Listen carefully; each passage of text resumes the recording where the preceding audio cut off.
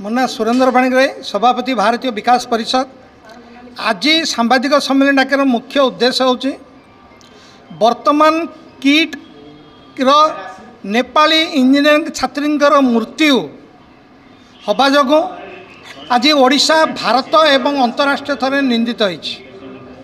आपण मैंने देखंतु ओडिशा सरकार भुवनेश्वर पटिया एवं पत्थरघाटिया मौजरे इड़कर बेनियम भाव 108 एकर जमी, जीए डिपार्टमेंट 11 एकर जमी एवं जंगल जमी 18 एकर प्रदान करिसंती बेनियम भाव इलिगाली साग माछ दर जार कि दाम हजार हजार कोटी टंका एवं किट परिचालना पाई अनुदान वर्ष को 20 रु 22 कोटी टंका दौरान केंद्र आदिवासी हरिजन मंत्रालय एवं स्टाइपेंड आकार 5 रु 10 कोटी दौरान।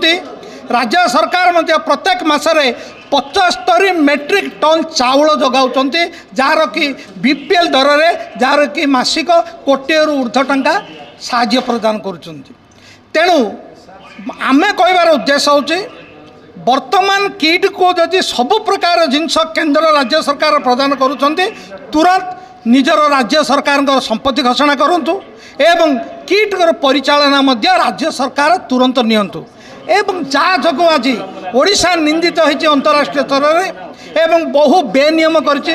Forgery company kids software development कम प्राइवेट लिमिटेड करिछि 2 एकर जमी से कंपनी नहीं तापर परवर्ती समय रे से किट को सही 2 एकर जमी प्रदान करिसंती। एपरि जो बहुत फर्जरी काम करछन्ते तांको तुरंत अत्युच्च को गिरफ्त करा।